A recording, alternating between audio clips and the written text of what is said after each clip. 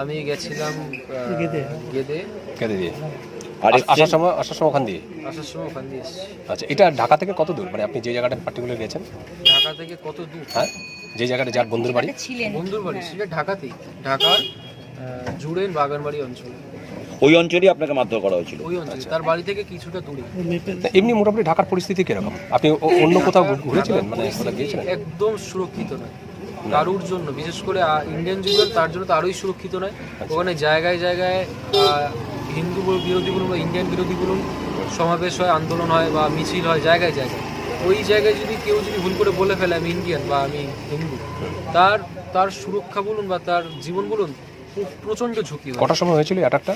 একটা হচ্ছিল 8:30 থেকে রাত্রে, রাত্রি এই 26 তারিখ রাত্রি 8:30 থেকে 9:45-র মধ্যে। মানে আপনার পোশাক টোশাক খুলে বা এরকম কিছু করা হয়েছিল? জি, আমার